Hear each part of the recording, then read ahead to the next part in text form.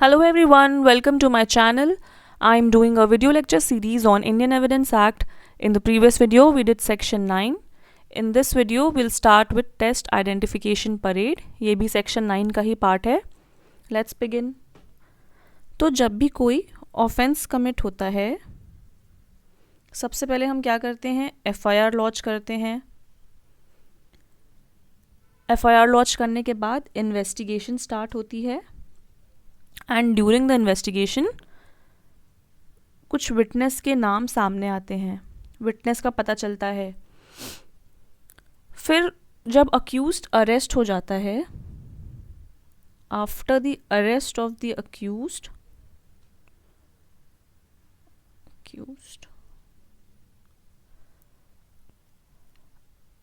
जो investigating officer होता है, दैट इज IO, जो इन्वेस्टिगेटिंग ऑफिसर होता है वो अक्यूज्ड को तुरंत अरेस्ट होने के बाद टेस्ट आइडेंटिफिकेशन परेड कंडक्ट कराता है. यानी अक्यूज्ड को विटनेस के आगे प्रोड्यूस करते हैं ताकि विटनेस आइडेंटिफाई कर सके अक्यूज्ड को. जब विटनेस अक्यूज को पहचान लेता है यानी आइडेंटिफाई कर लेता है, उसके बाद विटनेस का स्टेटमेंट रिकॉर्ड होता है. तो जिस स्टेटमेंट में विटनेस ये बोलता है कि हाँ यही अक्यूज्ड है, मैं इसे पहचानता हूँ, मैंने इसे देखा है ऑफेंस करते हुए, इसी ने ऑफेंस किया है, so that statement will be recorded. अब जब कोर्ट में ट्रायल शुरू होगा और अक्यूज्ड और विटनेस दोनों ही पेश होंगे ट्रायल में, तो विटनेस कोर्ट में भी आइडेंटिफाई करेगा अक्यूज्ड को. अब यहाँ पे जो विटनेस की प्रीवियस टेस्टिमनी थी, यानी जो विटनेस का प्रीवियस स्टेटमेंट था जब टेस्ट आइडेंटिफिकेशन परेड कंडक्ट होने के बाद रिकॉर्ड हुआ था, now that previous statement of witness will now corroborate the statement of witness made in court. तो जो प्रीवियस स्टेटमेंट था वो कोर्ट में दिए गए स्टेटमेंट को कोरोबोरेट करेगा. कोरोबोरेट को हिंदी में बोले तो पुष्ट करेगा. सो now that previous statement of witness will be used as a corroborating piece of evidence under section 157 of Indian Evidence Act. 157 of Indian evidence act हमने पहले देखा था, इसको हम डिटेल में बाद में करेंगे. पर ये क्या बोलता है कि former statement of witness may be proved to corroborate later testimony as to same fact. तो यहाँ पे फॉर्मर स्टेटमेंट था जो टेस्ट आइडेंटिफिकेशन परेड कंडक्ट हुआ था, उसमें जब विटनेस ने अक्यूज को पहचाना था वो वाला स्टेटमेंट, और लेटर टेस्टिमनी यानी जो कोर्ट में स्टेटमेंट दिया गया था अक्यूज ने जब कोर्ट में पहचाना विटनेस ने अक्यूज को, वो वाली testimony. So that former statement will corroborate the later testimony as to same facts. So now this corroborating evidence under section 157 of Indian Evidence Act will strengthen the testimony of witness made in court. So test identification parade में क्या होता है, accused को पेश किया जाता है witness के आगे और विटनेस उसे आइडेंटिफाई करता है, उसे पहचानता है कि क्या यही अक्यूज्ड है या नहीं. मूवीज़ में भी आपने देखा होगा कि एक लाइन से काफ़ी सारे लोगों को खड़ा कर देते हैं और विटनेस को बोलते हैं कि पहचानो इनमें से कौन अक्यूज्ड है, पॉइंट आउट करो कि इनमें से तुमने किसको देखा था या तुम किसको जानते हो जिसने ऑफेंस किया है. सो in test identification parade, statement of the witness identifying the accused, that statement is recorded. So test identification parade is the statement made in the course of investigation regarding the identification of the accused. But the purpose of test identification parade is that when the accused is identified by the witness in court, जब पहले तो test identification parade के time identify करता है, उसके बाद जब witness court में आइडेंटिफाई करता है अक्यूज्ड को, then the earlier statement made by the accused during test identification parade will corroborate the testimony made in the court. तो जो पहला स्टेटमेंट था जो TIP के टाइम जब रिकॉर्ड किया था, वो statement, that previous statement will corroborate the statement made in court under section 157 of Indian Evidence Act. So the previous statement will act as a corroborating evidence under section 157 of Indian Evidence Act of the statement made in court, and will also make the testimony made in court trustworthy and reliable. So ये purpose होता है test identification parade का. Now suppose you saw the person while he was committing the crime. आपने उस person को crime करते हुए देख लिया एंड ड्यूरिंग द ट्रायल, जब ट्रायल शुरू हुआ आपने उसे कोर्ट में आइडेंटिफाई भी कर लिया। यहाँ पे आपकी जो टेस्टिमनी है वो ओथ पे ली जाएगी। After recording your testimony on oath, आपकी टेस्टिमनी एडमिसिबल होगी और आपकी टेस्टिमनी पे कन्विक्शन भी हो सकता है, लेकिन यहाँ पे कन्विक्शन के लिए चेन ऑफ सर्कमस्टांसेस कंप्लीट होना चाहिए and that chain of circumstances should be completed with your testimony. सिर्फ आपकी टेस्टिमनी के भरोसे कन्विक्शन नहीं हो सकता है, साथ में कुछ और सर्कमस्टांशियल एविडेंस भी होना चाहिए। There can be no conviction based on your mere testimony. Now suppose आपने क्राइम सीन देखा, लेकिन उस ऑफेंस का ट्रायल 2 साल बाद शुरू हुआ।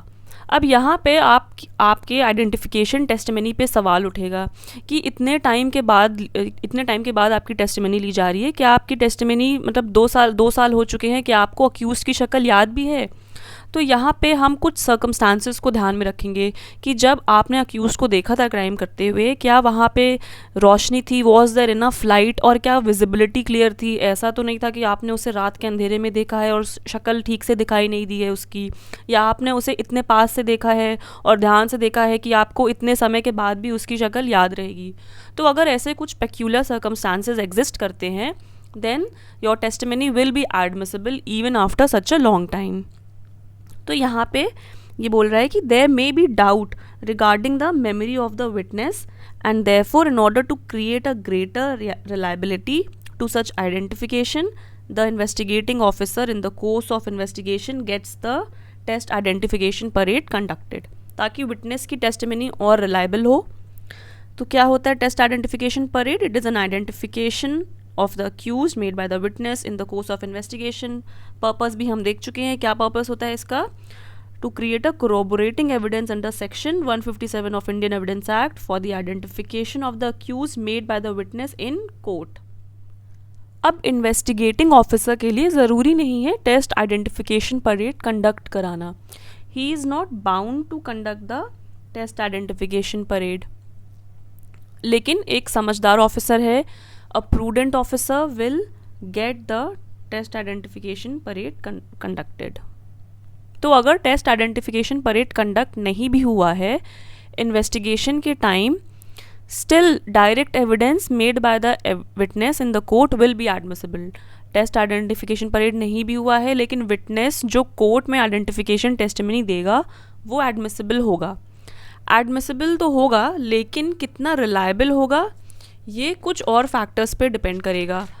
फॉर एग्ज़ाम्पल, क्या how much time has lapsed between the incident and testimony? जो इंसिडेंट हुआ था और टेस्टिमनी, इन दोनों के बीच कितना टाइम गैप हो चुका है? अगर टाइम गैप बहुत ज़्यादा है तो रिलायबिलिटी कंपैरेटिवली कम होगी उस टेस्टिमनी की। Second, from what proximity witness had seen the accused? कितनी दूर से देखा था या कितने पास से देखा था अक्यूज्ड को विटनेस ने? इस पे भी डिपेंड करेगी उसकी टेस्टिमनी की रिलायबिलिटी। या was there enough light, visibility थी या नहीं? So all these factors will help in deciding the reliability of the witness testimony. Reliability क्या होती है? There is a video on this topic, आप प्लेलिस्ट में जाके देख सकते हैं। क्रिमिनल प्रोसीजर कोड में एक सेक्शन है, सेक्शन 162। सेक्शन 162 बोलता है statements to police not to be signed, use of statement in evidence। So section 162 of CRPC clearly declares that if any statement is made by a person to the police officer in the course of investigation, then such statement cannot be used for any evidentiary purpose, that is the statement cannot be used as evidence। तो अगर कोई person investigation के दौरान किसी police officer के आगे कोई statement देता है तो वो स्टेटमेंट एविडेंस में नहीं यूज़ हो सकता है। लेकिन 162 ऑफ CRPC के प्रोवाइज़ो में ही कुछ एक्सेप्शंस दिए गए हैं, जिसमें अगर कोई स्टेटमेंट पुलिस ऑफिसर के आगे दिया गया है या पुलिस ऑफिसर ने उस स्टेटमेंट को रिकॉर्ड किया है, फिर भी वो एविडेंस में एडमिसिबल हो सकते हैं। जैसे अगर वो स्टेटमेंट डाइंग डिक्लेरेशन है। डाइंग डिक्लेरेशन क्या होते हैं कि the last words spoken by a person before his death, जो उसके आखिरी शब्द होते हैं मरने से पहले। डाइंग डिक्लेरेशन सेक्शन 32 में दिया है। जब हम सेक्शन 32 करेंगे आपको हम डिटेल में समझेंगे इसे।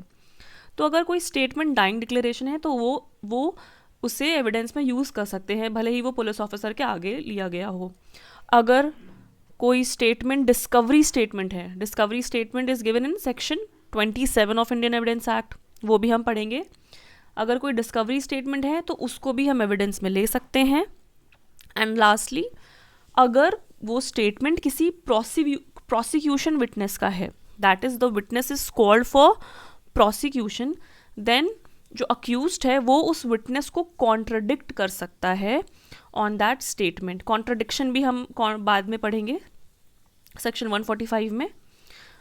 तो अक्यूज उस प्रोसिक्यूशन विटनेस को कॉन्ट्रडिक्ट कर सकता है on that statement made by the prosecution witness, या अगर कोर्ट की परमिशन है, कोर्ट की परमिशन से प्रोसिक्यूशन भी उस विटनेस को कॉन्ट्रडिक्ट कर सकता है। यानी कि अगर वो विटनेस हॉस्टाइल हो जाता है तो उस केस में प्रोसिक्यूशन भी अपने विटनेस को, अपने ही बुलाए गए विटनेस को कॉन्ट्रडिक्ट कर सकता है। सो सिर्फ ये 3 एक्सेप्शंस हैं। तो सेक्शन 162 में ये नहीं लिखा है कि पुलिस ऑफिसर के आगे दिया हुआ कोई स्टेटमेंट है तो हम उसे कोरोबोरेट कर सकते हैं, तो उसे हम एज अ कोरोबोरेटिंग एविडेंस की तरह यूज़ कर सकते हैं, ये तो कहीं नहीं लिखा है। अब नाउ सपोज इन्वेस्टिगेटिंग ऑफिसर ने टेस्ट आइडेंटिफिकेशन परेड कंडक्ट करवाया और विटनेस का स्टेटमेंट खुद रिकॉर्ड किया। अब जब ये स्टेटमेंट कोर्ट में यूज़ होगा for the purpose of corroboration, then 162 apply हो जाएगा, क्योंकि वो स्टेटमेंट पुलिस ऑफिसर के सामने लिया गया था in the course of investigation. So it will be hit by section 162 and that statement will lose its value of corroboration. तो सेक्शन 162 प्रोहिबिट करता है किसी भी स्टेटमेंट को जो पुलिस ऑफिसर के सामने दिया गया हो या लिया गया हो उसे एविडेंस में यूज़ करने से, अपार्ट फ्रॉम दो स्टेटमेंट जो सेक्शन 162 के प्रोवाइजो में दिए हैं बट उसमें कोरोबोरेशन नहीं है, कहीं भी नहीं लिखा है। तो इसलिए जब टेस्ट आइडेंटिफिकेशन परेड कंडक्ट होता है तब इन्वेस्टिगेटिंग ऑफिसर रूम से बाहर चला जाता है। So the investigating officer remains out of the room till the test identification parade is conducted. So test identification parade is conducted either before the judicial magistrate or an executive magistrate. या तो judicial magistrate के आगे conduct होगा या executive magistrate के आगे conduct होगा। और अगर दोनों में से कोई भी अवेलेबल नहीं है, सपोज उस टाइम जब कंडक्ट कराना था तो दोनों में से कोई अवेलेबल नहीं था, तब किसी भी प्राइवेट इंडिविजुअल के आगे कंडक्ट हो सकता है। अब ये आइडेंटिफिकेशन स्टेटमेंट जो मैजिस्ट्रेट के आगे लिया गया है और पुलिस ऑफिसर के आगे नहीं, मैजिस्ट्रेट के आगे लिया गया है, नाउ दिस ये सेक्शन 162 CRPC में फॉल नहीं करेगा। Now it can be used as a corroborating evidence in court. So तो सेक्शन 162 CRPC की एप्लीकेबिलिटी को अवॉइड करने के लिए टेस्ट आइडेंटिफिकेशन परेड मैजिस्ट्रेट की प्रेजेंस में होता है और ना कि पुलिस ऑफिसर की प्रेजेंस में। So as per section 162 CRPC, अगर किसी विटनेस ने कोई अपना प्रीवियस स्टेटमेंट दिया है किसी पुलिस ऑफिसर को इन द कोर्स ऑफ इन्वेस्टिगेशन, तो उसे हम उस स्टेटमेंट को किसी भी पर्पस के लिए यूज़ नहीं कर सकते हैं, एक्सेप्ट जो भी एक्सेप्शंस सेक्शन 162 खुद अलाउ करता है, जो हमने पढ़ा, दैट इज़ अगर वो डिस्कवरी स्टेटमेंट है या डाइंग डिक्लेरेशन है या प्रोसिक्यूशन विटनेस को कॉन्ट्रडिक्ट करना है, फॉर दैट पर्पस। कोरोबोरेशन उसमें 162 में अलाउड नहीं है। देयरफॉर अगर टेस्ट आइडेंटिफिकेशन परेड कंडक्ट होता है पुलिस ऑफिसर के आगे और पुलिस ऑफिसर वो स्टेटमेंट रिकॉर्ड करता है, तो जो विटनेस की टेस्टिमनी है जो कोर्ट में दी गई होती है विटनेस की testimony, it can not be corroborated by that previous statement as it will be hit by section 162 CRPC। तो जो पुलिस ऑफिसर होता है ये इंश्योर करता है कि जब टेस्ट आइडेंटिफिकेशन परेड कंडक्ट हो रहा है वो जुडिशल मैजिस्ट्रेट की प्रेजेंस में कंडक्ट हो या एग्जीक्यूटिव मैजिस्ट्रेट की प्रेजेंस में कंडक्ट हो, और अगर दोनों में से कोई भी प्रेजेंट नहीं है तो किसी प्राइवेट इंडिविजुअल की प्रेजेंस में कंडक्ट हो। और ये इंश्योर करता है कि पुलिस ऑफिसर वहाँ प्रेजेंट ना हो। It should be conducted in the absence of a police officer. So this problem of section 162 is now removed and it can be used as a corroborating evidence. Now we should note this fact and keep in mind that evidentiary value of test identification parade is not a substantive piece of evidence, यानी trial में जो test identification parade की evidentiary value है वो directly admissible नहीं होगी trial में as a piece of evidence, rather it is used only for corroboration purpose. Now let's see what guidelines have to be followed regarding test identification parade. So first is it has to be conducted before the magistrate to avoid application of section 162 of CRPC. Section 162 CRPC apply ना हो इसलिए police officer room के बाहर चला जाता है जब TIP conduct हो रहा होता है, and test identification parade is conducted before a district magistrate और एन एग्जीक्यूटिव मैजिस्ट्रेट. अगर दोनों में से कोई भी अवेलेबल नहीं है तो किसी प्राइवेट इंडिविजुअल के आगे भी कंडक्ट हो सकता है.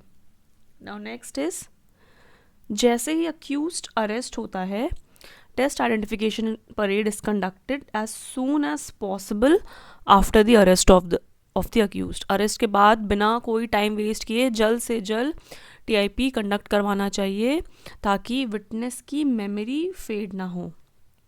जितना डिले होगा विटनेस की मेमोरी की रिलायबिलिटी कम होती जाएगी.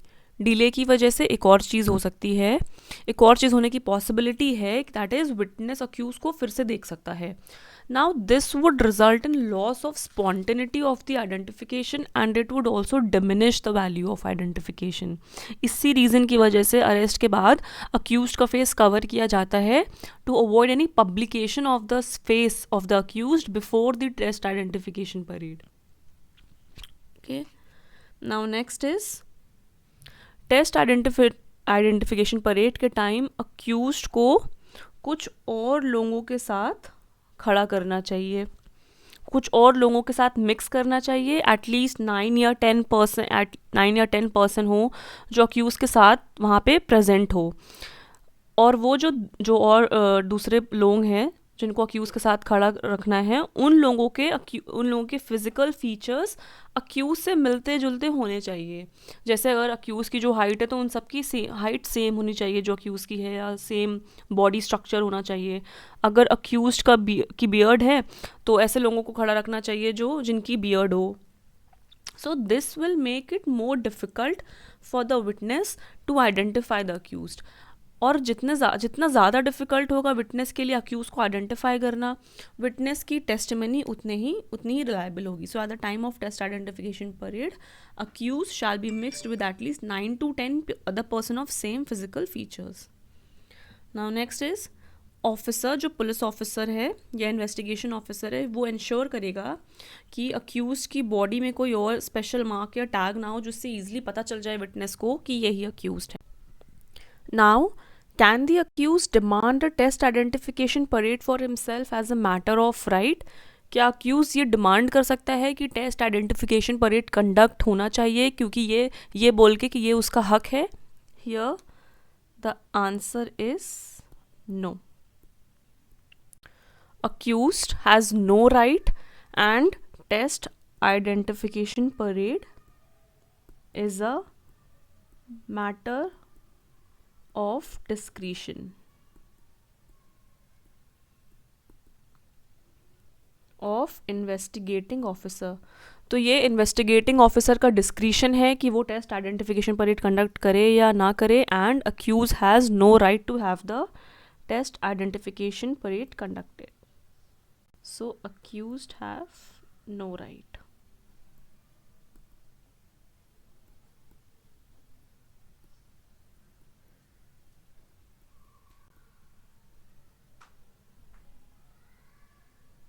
लेकिन अक्यूज्ड को कोऑपरेट करना चाहिए. Accuse must cooperate in the test identification parade. और अगर वो ऐसा नहीं करता है, अक्यूज़ कोऑपरेट नहीं करता है, तो पुलिस ऑफिसर क्या कर सकता है? Here he can obtain an order from magistrate under section 54A of CRPC. Police officer magistrate से एक ऑर्डर ऑब्टेन कर सकता है under section 54A of CRPC कि वो एक एक ऑर्डर पास करे कि अक्यूज, और ताकि अक्यूज जिसमें अक्यूज को वो डायरेक्ट करे कि अक्यूज टेस्ट आइडेंटिफिकेशन में कोऑपरेट करे. Section 54A of CRPC is about identification of person accuse. आप इसे एक बार ज़रूर रीड कर लीजिएगा ताकि आप इसको लिंक कर सकें. 54A में अगर अक्यूज इन्वेस्टिगेशन में पार्टी कोऑपरेट नहीं करता है, आइडेंटिफिकेशन प्रोसेस में कोऑपरेट नहीं करता है, then police officer can request the court, वो कोर्ट को रिक्वेस्ट कर सकता है कि कोर्ट एक कोई डायरेक्शन पास करे, to pass a direction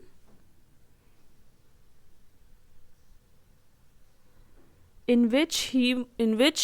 that direction court accuse को ऑर्डर करे कि वो कोऑपरेट करे टेस्ट आइडेंटिफिकेशन परेड में. नाउ सपोज सेक्शन 54A में 54A ऑफ CRPC में कोर्ट ने ऑर्डर भी पास कर दिया कि अक्यूज कोऑपरेट करे, लेकिन फिर भी अक्यूज ऐसा नहीं कर रहा है, accuse is not cooperating in the test identification parade. तो यहाँ पे क्या होगा, यह कोर्ट एक एडवर्स इन्फ्रेंस ड्रॉ करेगा अक्यूज के अगेंस्ट और एक प्रिजम्पशन रेस करेगा under section 114 of evidence act that कि अक्यूज कुछ मटेरियल फैक्ट्स छुपाने की कोशिश कर रहे हैं यहाँ पे. So if the accuse is still not cooperating after the passing of order under section 54A, so here court can draw an adverse inference.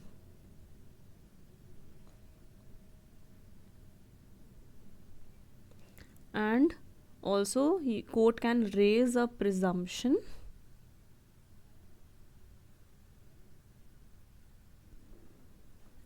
under section 114 of Indian Evidence Act.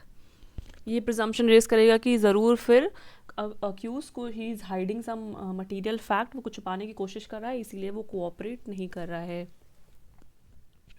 Now, can bail may be refused only on the ground that test identification parade has to be conducted.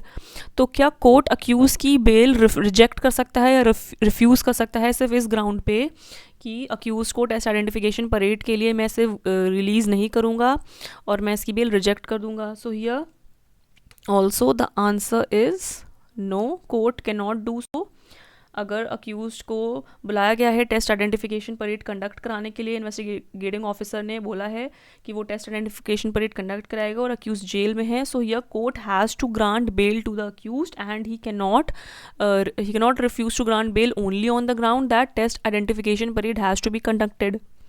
तो ये कहाँ पे provided है, कहाँ पे ये दिया है कि ऐसा कोर्ट नहीं कर सकता है? This is given in section 437 Proviso 3 of CRPC. 430 section 437 के प्रोवाइजो 3 में, थर्ड प्रोवाइजो में ये बोला गया है कि अगर टेस्ट आइडेंटिफिकेशन परेड कंडक्ट कराना है और अक्यूज जेल में है तो court can not refuse to grant bail only on this ground. मैं एक बार आपको रीड करके बता देती हूँ. सेक्शन 437 का जो प्रोवाइजो 3 है, फिर आप खुद भी इसे रीड कर लीजिएगा.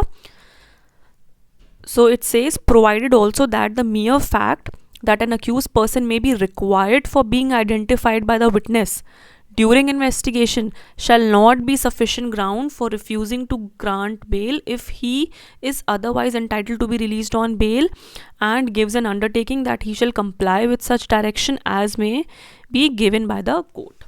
तो यहाँ पे कोर्ट बेल रिफ्यूज़ नहीं कर सकता है, बट कोर्ट कुछ जब अक्यूज़ को बेल में रिलीज़ करेगा तो कुछ गाइडलाइंस या कुछ एडवाइजरीज वो प्रोवाइड कर सकता है. जैसे फॉर एग्जांपल कि accuse should not appear in public for some time etcetera. तो ऐसे कुछ गाइडलाइंस हो ज़रूर, लेकिन प्रोवाइड कर सकता है कोर्ट. तो इस तरह हम एविडेंस एक्ट और CRPC को लिंक करके पढ़ते हैं. तो टेस्ट आइडेंटिफिकेशन परेड CRPC से भी लिंक है सेक्शन 54A में, सेक्शन 437 प्रोवाइजो 3. तो आप ऐसे लिंक करके पढ़ा करिए. Now, if the witness has identified the accused in the test identification parade but retract in the trial, then what is the value of test identification parade?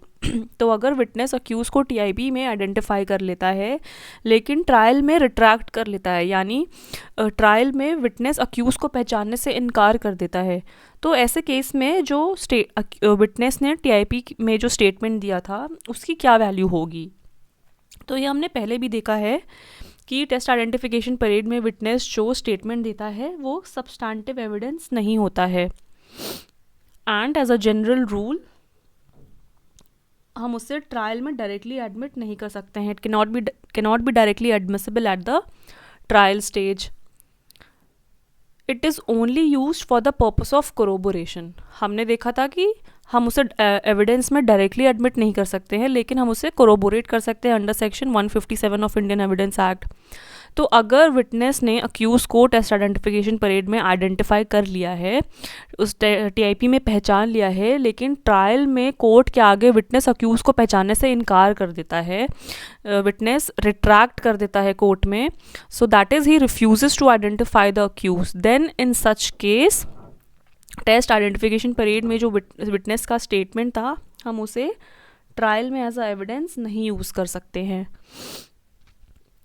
लेकिन कुछ rare case में अगर विटनेस ने main incident जो हुआ था उसके regarding कोई स्टेटमेंट देता है और उस इंसिडेंट के सर्कमस्टांसेस को कोरोबरेट भी करता है, लेकिन बस वो अक्यूज़ को पहचानने से इनकार कर देता है, that is he only retract his statement regarding the identification of the accused. और कोर्ट को लगता है कि विटनेस के पास कोई भी ऐसा रीजनेबल ग्राउंड नहीं था कि अक्यूज़ को पहचानने से इनकार करने में.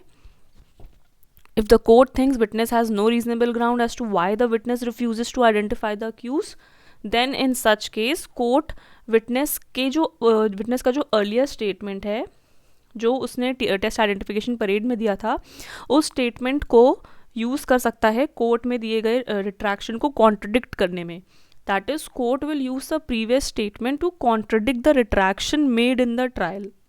कोर्ट फिर विटनेस का आइडेंटिफिकेशन स्टेटमेंट जो टीआईपी में दिया था उसने वो स्टेटमेंट एडमिट कर लेगा on the basis of this contradiction. लेकिन ये बहुत ही रेयर केस में होता है जहाँ कोर्ट को लगता है कि विटनेस ने कोई गलत रीज़न की वजह से कोर्ट में अपना स्टेटमेंट रिट्रैक्ट किया है. सो this will only happen when the court is satisfied that the retraction from identification has been done for some malified purpose. Now let's see few cases. First is Malkhan Singh versus state of Madhya Pradesh 2003 का case है, decided by supreme court.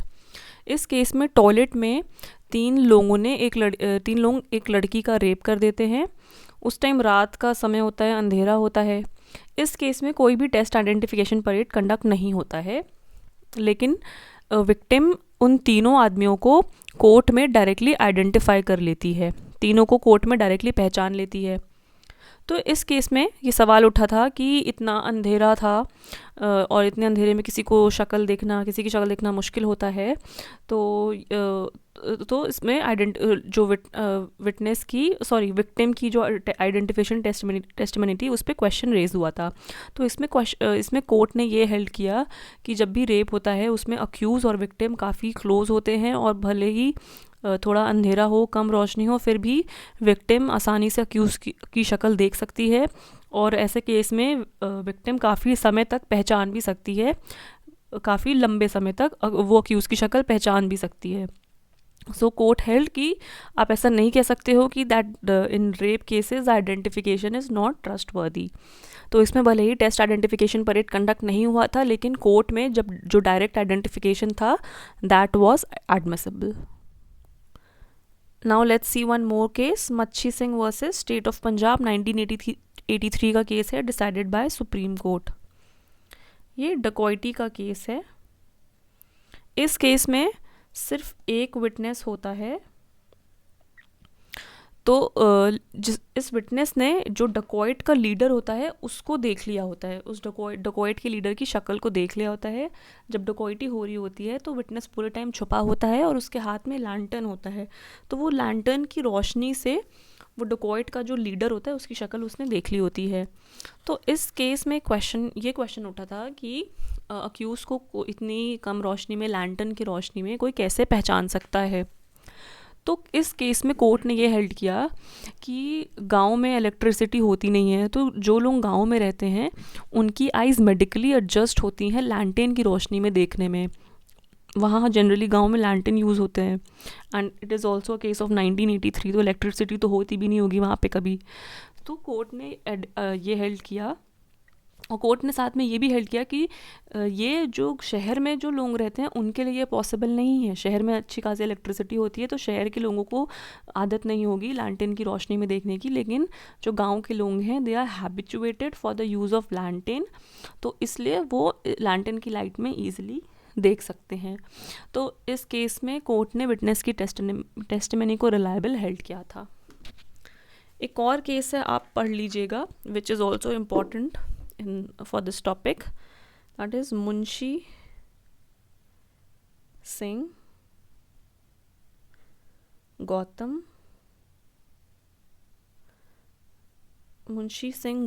versus State of Madhya Pradesh 2005, decided by Supreme Court।